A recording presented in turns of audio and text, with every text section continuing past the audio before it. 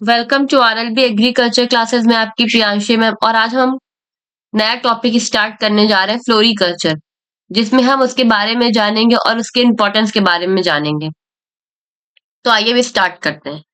अगर हम ornamental plants जिनको की सुंदरता के लिए इस्तेमाल किया जाता है और फ्लावर्स की बात करते हैं, तो ये अभी हमारे देश में स्टार्ट नहीं हुआ है। ये बहुत ही पुरानी हमारे सभ्यता में चला आ रहा है। हम लोग बहुत पुराने टाइम से इसको अप, अपना रहे हैं। द फर्स्ट इविंग, इसका पहला जो सबूत मिला था वो पीपल के प्लांट से मिला था कि उसको एज अ ऑर्नामेंटल प्लांट हम लोग इस्तेमाल करते थे मोहनजोदारो सभ्यता में। इसके अलावा इसके कुछ और एग्जाम्पल्स देखने को मिले, जैसे कि विपनिंग बिलो और शील का पेड़ था, वो हड़प्पा सिविलाइजेशन में देखने को मिला। इसके अलावा वहां पे उस उसी हमारे जो पुराने लिटरेचर्स वगैरह है, अगर हम उसमें देखते हैं तो उसमें बहुत सारे फ्लावर्स और गार्डन्स की बात की गई है, जिनको की खूबसूरती बढ़ाने के लिए इस्तेमाल में लाया जा रहा था। और उसके अलावा हम लोग अपने डोमेस्टिक यूजेस के लिए, जैसे कि भगवान के पूजा पाठ के लिए, माला के लिए, गजरा और इन सब के लिए हम लोग डोमेस्टिक यूज करने लगे अपने किचन गार्डन्स में। अपने मतलब घरों के आसपास फूलों की खेती करना भी स्टार्ट कर दिया, या फिर ऐसे गमलों में, बगीचों में लगाने लगे, जिससे कि हमने बताया भी गजरे और इन सब चीजों में इस्तेमाल होते थे। और बहुत ज्यादा ज्यादा जैसे हमारे घर में कोई भी पर्व होता है या तीज है, त्योहार है, किसी भी तरीके का सेलिब्रेशन होता था, तो उसमें भी फूलों का बहुत बड़ा महत्व रहता था। शादी में, बर्थडे पार्टीज में, गैदरिंग में, या कोई भी चीज रहता था। एक दूसरे को अगर हम किसी चीज के लिए इनवाइट भी कर रहे हैं, तब भी फूलों के गुलदस्ता या सम्मान के तौर पे भी उनको फूलों का गुलदस्ता या कट फ्लावर के तौर में हम लोग देते आए हैं। तो हमारा ये डोमेस्टिक, हमारी साथ ही साथ ये हमारे इकोनॉमिकल में भी बहुत बड़ा योगदान फ्लावर्स का है। कमर्शियल स्केल पर भी इसका एक्सपोर्ट किया जा रहा है बाहर की कंट्रीज में। अगर हम फ्लोरिकल्चर की बात करते हैं, तो फ्लोरिकल्चर जो है is an important branch of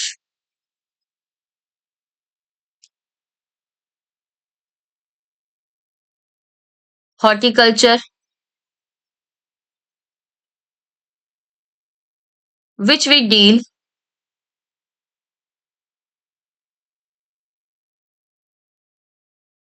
with cut or loose flower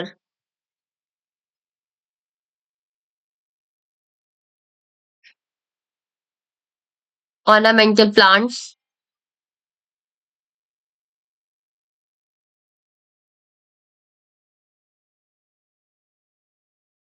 such as foliage plants, जिसमें खाली पत्तियां ही पत्तियां होती हैं, trees, shrubs,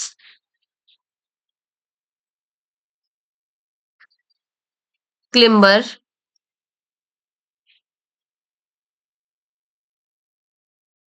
plums, bamboo, and succulents.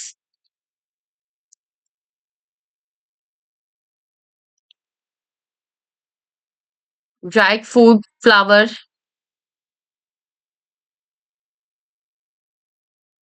essential oil,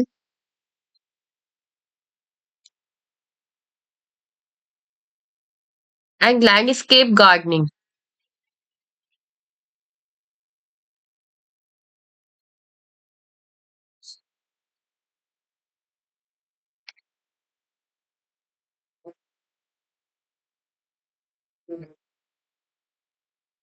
ये एक हॉर्टिकल्चर की शाखा होती है, जिसके अंतर्गत हम पढ़ते हैं फ्लावर्स के बारे में, ऑर्नामेंट फ्लावर्स के बारे में, ऐसे पेड़ों के बारे में जिसमें खाली लीव्स निकलती हैं, ट्रीज के बारे में, झाड़ियों, श्रब्स के बारे में, और क्लिम्बर जिनको सपोर्ट चाहिए होता है, बैम्बू, और ड्राइड फ्रूट फ्लावर्स के बारे में। ड्राइड जो सूखे हुए फ्लावर्स होते हैं उनसे एसेंशियल ऑयल वगैरह बनता है। और गार्डनिंग के बारे में कि कितने तरह के गार्डन्स होते हैं और कैसे कैसे उसमें उनको तैयार करने के लिए क्या क्या चीजों की रिक्वायरमेंट होती है, और किसने कब स्टार्ट किए थे वो सारे गार्डन्स। अगर हम गार्डनिंग की बात करते हैं, gardening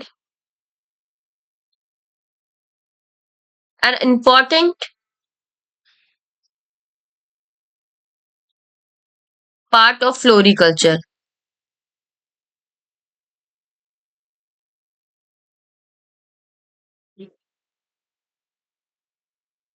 Business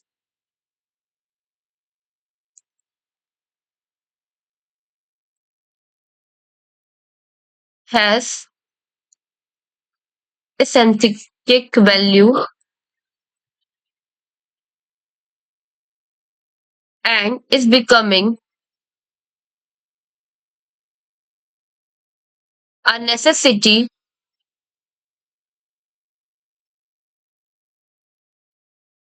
for pollution free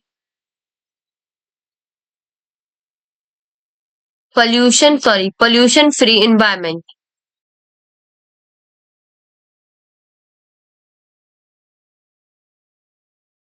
in cities.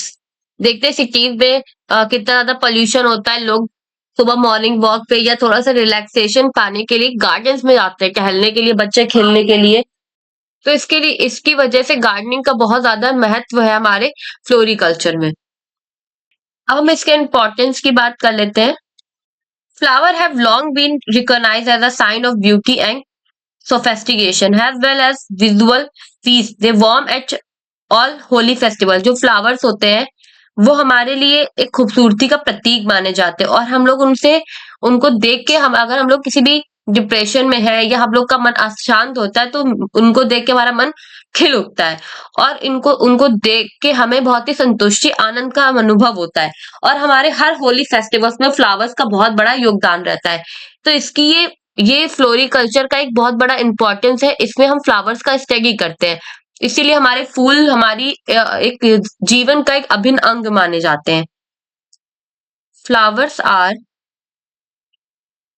Have long been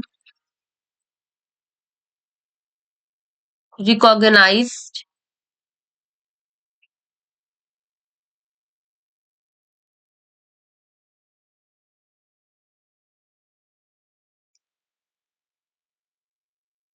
as a sign of beauty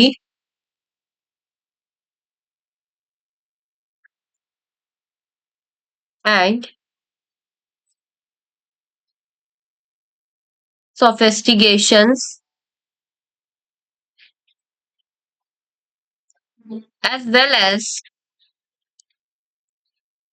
a visual feast.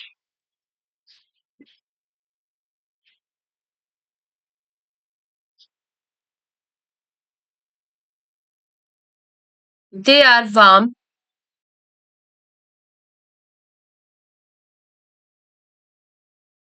at all holy festival.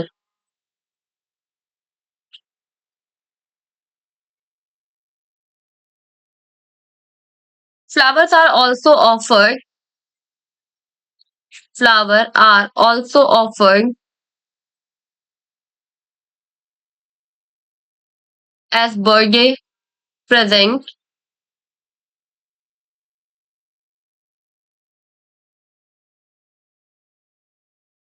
wedding gifts,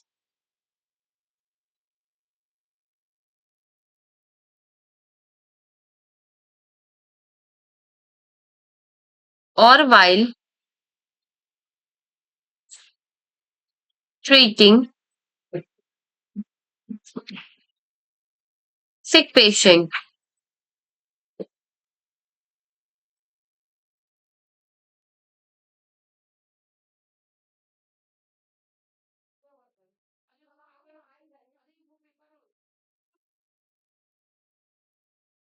Devoted as usually sell flower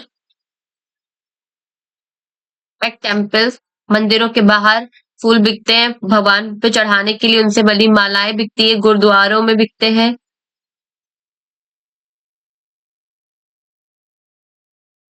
churches में and mosque. तो हमारे religious faith का बहुत ज्यादा महत्व रहता है। Flower are also used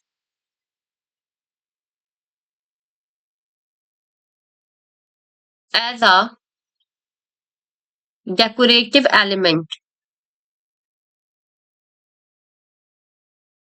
इनको एक सजावट के तौर पे भी इस्तेमाल किया जाता है, decoration purpose.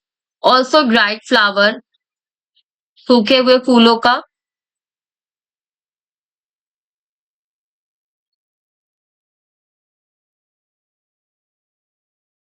Are used as floral arrangement.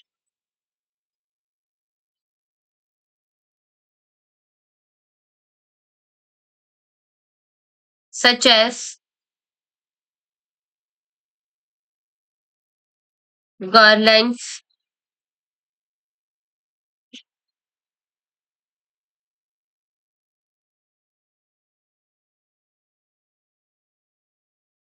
and bouquet,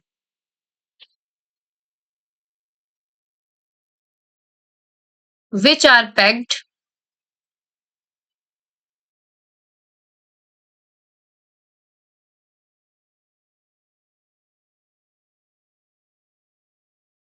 presented to great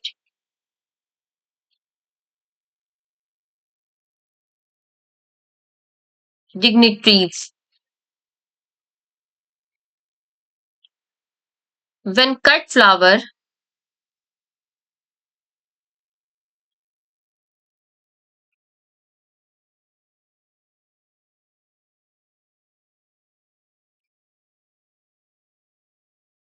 are used to decorate a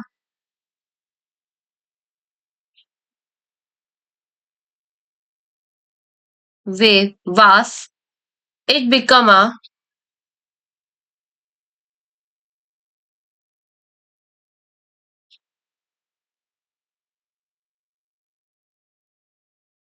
stunning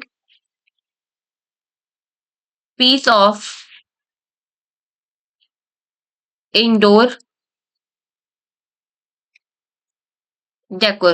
कुछ लोग सजावट के लिए घर में फ्लावर वास भी रखते हैं, जिससे कि उनके घरों की खूबसूरती और ज्यादा बढ़ जाती है। तो फ्लोरिकल्चर में इतना ही। आप सभी का बहुत बहुत धन्यवाद मेरे प्यारे बच्चों। आप इतने लंबे समय से मेरे साथ जुड़े हुए हैं और मेरी वीडियो को लगातार देख रहे हैं, इसके लिए आप सबका बहुत बहुत आभार। आई होप कि आप सबको मेरी वीडियो बहुत ज्यादा पसंद आ रही होगी और आपके एग्जाम्स में बहुत ज्यादा मदद मिल रही होगी। तो ऐसे ही मेरे साथ बने रहिए और मुझे सपोर्ट करते रहिए, ताकि मैं आपके लिए और ज्यादा वीडियोस अपलोड कर सकूं। और ज्यादा से ज्यादा मेरे चैनल को सब्सक्राइब और लाइक करिए, ताकि और बच्चों की भी मदद हो सके।